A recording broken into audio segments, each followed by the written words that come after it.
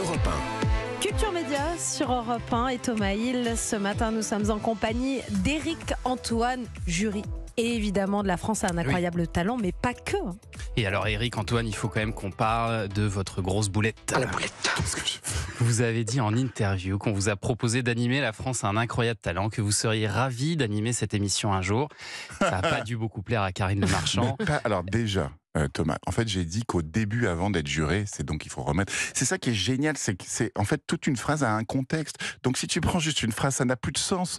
Et là, j'avais dit avant d'être juré, on m'a proposé soit l'animation, soit d'être juré. Ouais. Et j'ai dit le jour où je n'en aurais plus envie, où je n'aurais plus rien à dire en tant que juré, et si jamais Karine n'a plus envie d'animer Voilà, cette émission, je serais ravi de l'animer parce que je l'aime plus que tout. Voilà ce que j'ai dit exactement. D'accord. Parce Voilà. que M6 a quand même fait un communiqué pour dire que c'était pas à l'ordre du jour. Ah, on est bien d'accord. Voilà, on est d'accord.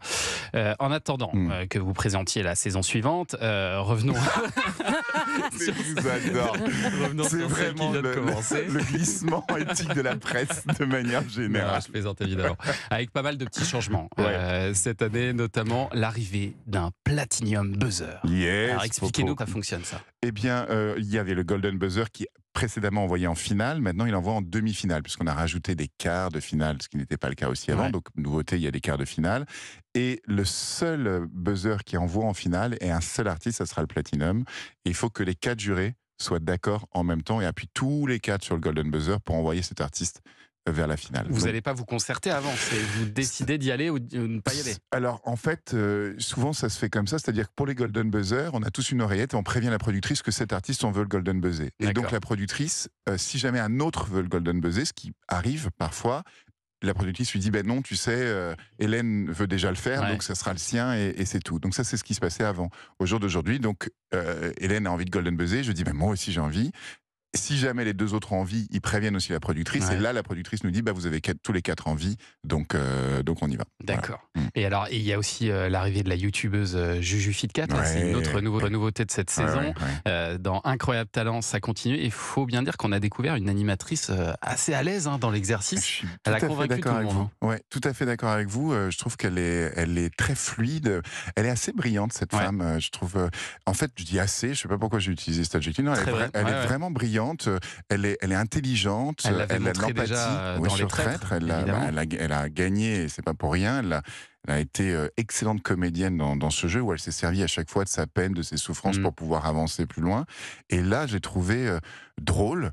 Empathique, vraiment un sens de l'autre, d'accueillir, de participer à cette troupe avec ce second degré, parce que c'est quand même un truc de second degré, il faut Bien quand même sûr. avoir un petit peu de distance pour faire cette émission. Et elle s'est intégrée Elle était très directement. forte. Ouais. Les Ouais. Traîtres, d'ailleurs, vous rempilez pour une 3e saison, Oui. j'imagine. Ouais. Lego Master va revenir aussi. Là, elle reviendra, je pense, dans pas trop longtemps. En effet, on verra si ça continue à fonctionner, auquel cas, je serais aussi ravi de continuer. Et enfin, vous venez de tourner de nouveaux épisodes de votre quiz Qui peut nous battre, Ouais.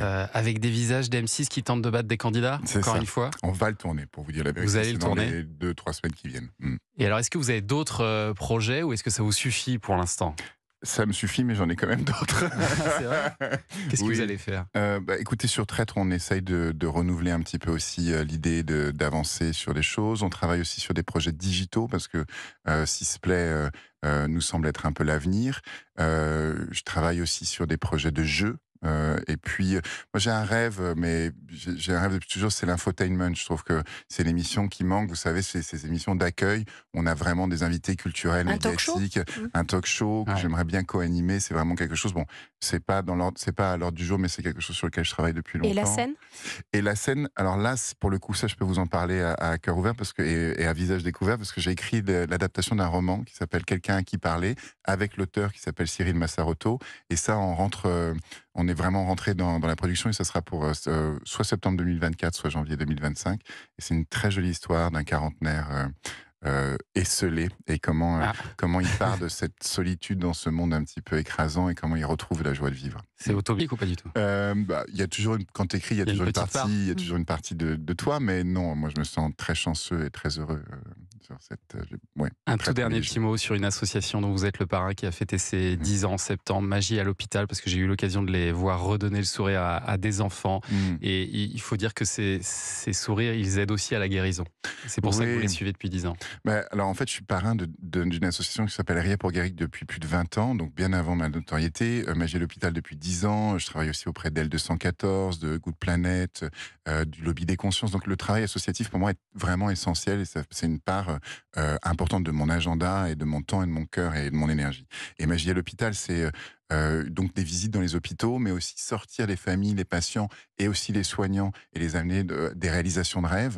Donc je crois que moi, tout seul, j'ai réalisé 170 rêves et l'association a réalisé plus de 5000 rêves depuis Ouais, 10 c'est ans. fantastique. Donc c'est génial, on est passé de 5 hôpitaux à 22 hôpitaux. Enfin, et ce qui est génial, c'est que les services hospitaliers sont en train de glisser vers une mise en valeur de ce travail de plus en plus importante. C'est-à-dire ils perçoivent l'intérêt que l'hôpital soit un lieu de vie et pas juste un lieu de soins, et à quel point la vie aide aux soins. Et ça, il y a un vrai switch dans la pensée hospitalière aujourd'hui qui est très agréable. Éric bravo. Antoine, vous êtes bien là, vous êtes bien installé? Oui, je suis au Vous top. pouvez rester. Avec plaisir. Eh bien, vous restez avec nous puisque dans un instant, l'homme qui est en face de vous et qui est en train d'écrire est en train de finaliser son journal des médias. C'est Julien Pichenet. C'est dans un Allez, instant Julien. sur Europe 1. À tout de suite.